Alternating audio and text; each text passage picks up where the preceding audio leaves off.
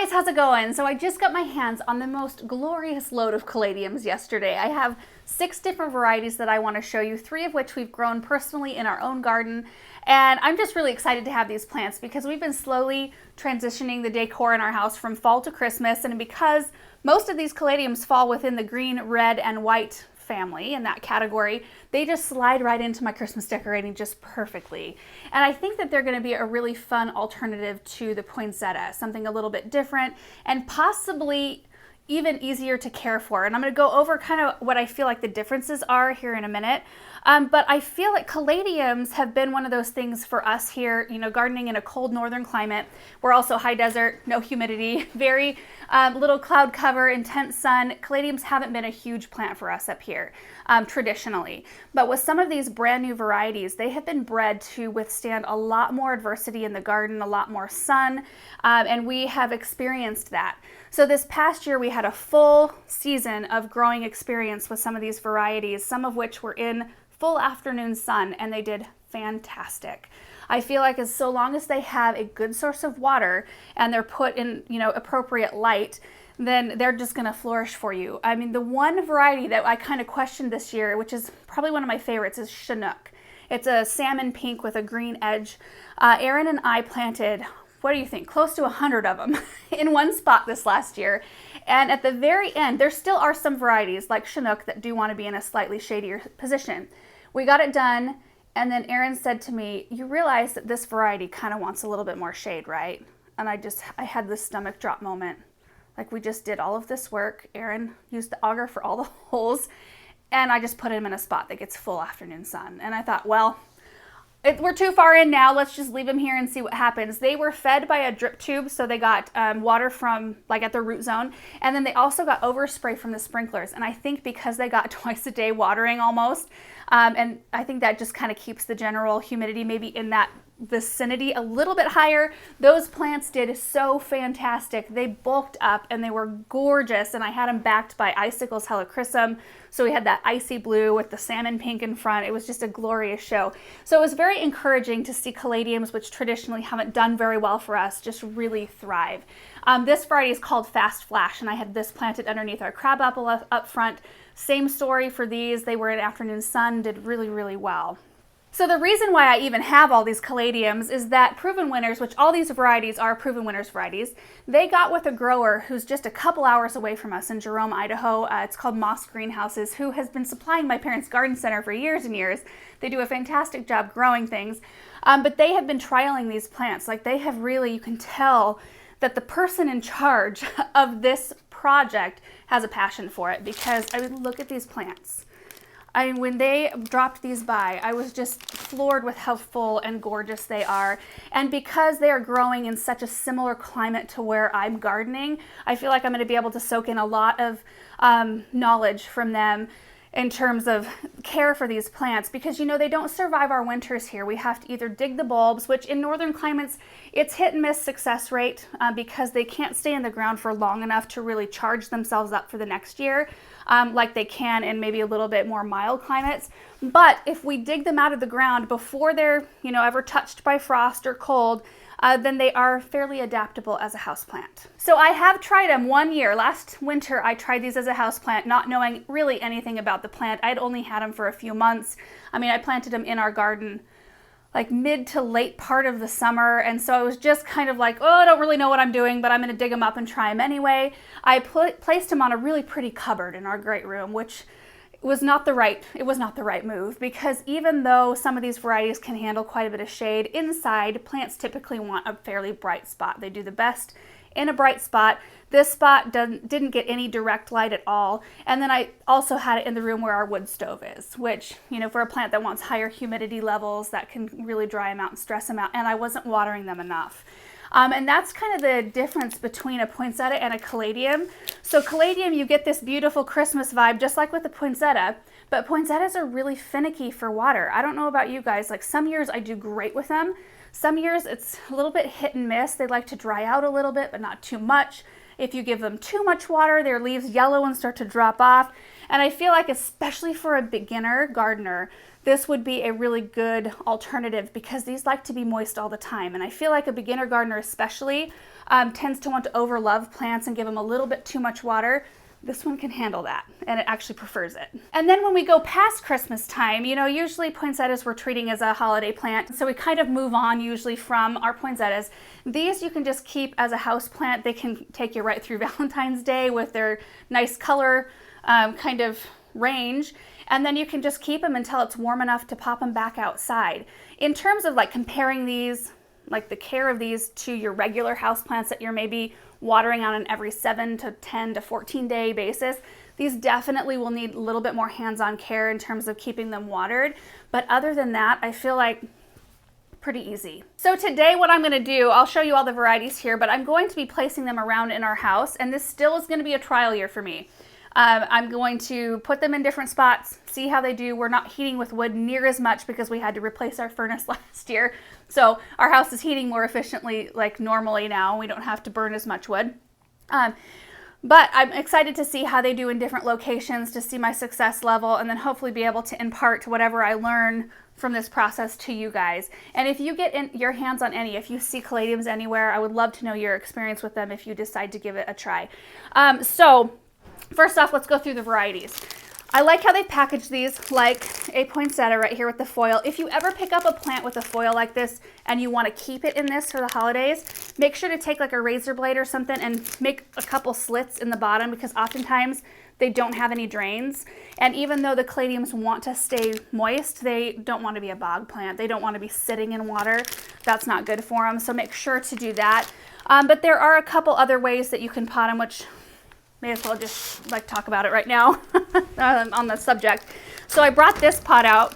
You can use just a decorative pot like this one right here, and you can just pop your caladium down in. So if I take this off, the foil off, and just pop this pot, which I may need to cut the top off of it a little bit. Yeah, see how that kind of just slides right down in that decorative pot? And then you can go in with some moss and just kind of top dress so you don't see the plastic pot there. And that way you don't actually have to pot it. And it wouldn't hurt the plant at all to do it that way. Or you can pot them natural or normally in another container that's really pretty with regular potting soil. I'm going to do that with some of mine, and I'll be using the Espoma organic potting soil. So we'll do that in a minute. Okay, so now we get to show and tell these varieties, which is the fun part. So like I said, I think I said this one's called Fast Flash. And it's got a big, beautiful, bold leaf, really dark colored stems. So if you take a look down here, you can see like dark pinkish red stems. And I feel like this one out of all of them has the strongest Christmas vibe because it's got so much red in it. And then the deep green around the outside, and then just like the faintest little bit of spotting that's kind of a salmon color. Next we have one called Radiance. And this is a cool one. Like if you really take the time to study these leaves, there's just so much going on here. I like the dark green margin, that it's kind of solid. And then the veining, when you start from the outside going in, the veining's green and then it turns to like pink and then a red in the center. So you got a lot of variation. And some of these, like the Fast Flash, they look really good in a lighter colored room because they really contrast. And this next one, called White Wonder. I have a lot of dark colored walls in my house. I like dark cozy colors. The White Wonder is beautiful because it contrasts those dark colors so wonderfully. This is a variety we planted underneath our mulberry tree this year with lemon coral sedum in front of it. And even though you would think caladiums want to be wet, sedum wants to kind of be dry, they did fantastic together. In fact, our water got stuck on for how many days?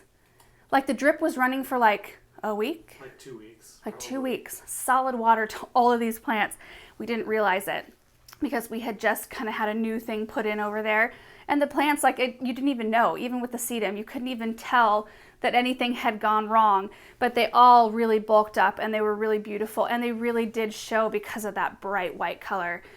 In my landscape, the Chinook and the White Wonders were definitely my favorite. They really go well with all my other plants. This one is called Mesmerized. I had never seen this one in person until yesterday. And it is really beautiful. I like the subtlety of the color. This one isn't quite as full. I mean, there's a ton of little leaves coming up, which will broaden out. So I just need to give this one a bit more time. But can you imagine when this one's all full of these great big leaves like this?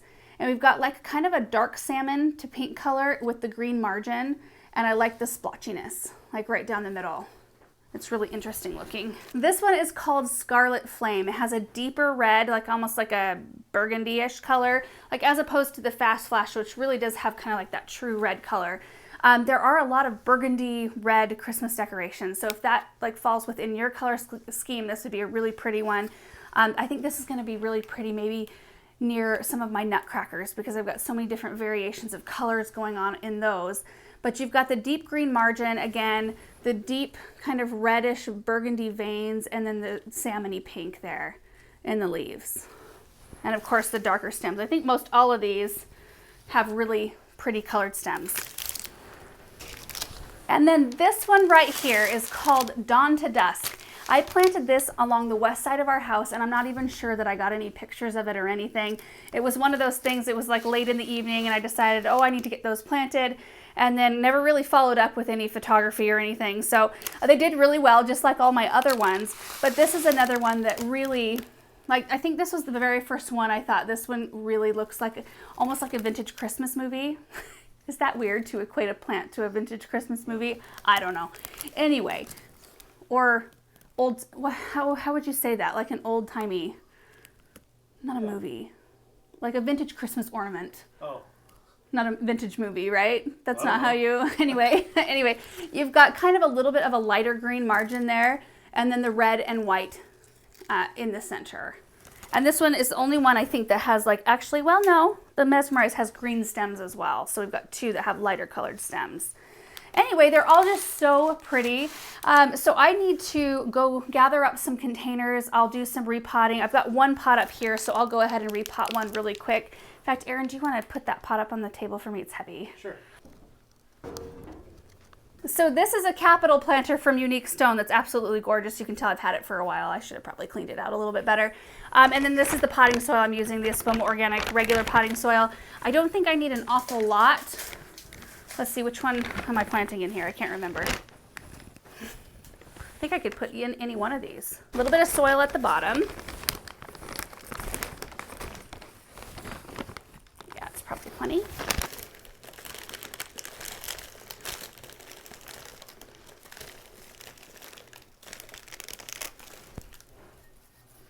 I'm gonna need a little bit more soil and some moss. I forgot moss. I'll put moss in it when we go back inside. So that's basically how you do your repot. Just use regular potting soil, pick an appropriate size pot for the size of plant you have, and then go from there.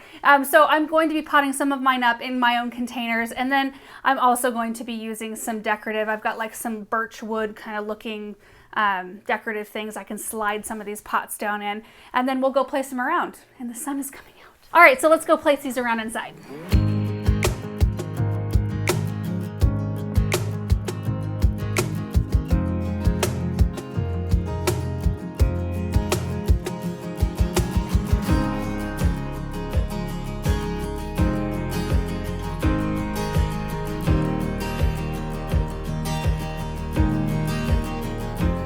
So anyway, guys, I got a few of these placed around in our great room. I think it looks really pretty right here. I mean, the light is perfect. All the different colors are really beautiful in this spot right next to our big tree. And I'm just really excited to see how these do. This is like shot 2.0. So we'll see how I do with these this year. I know that I just need to water them a lot more than I did before. I've got them in much more light.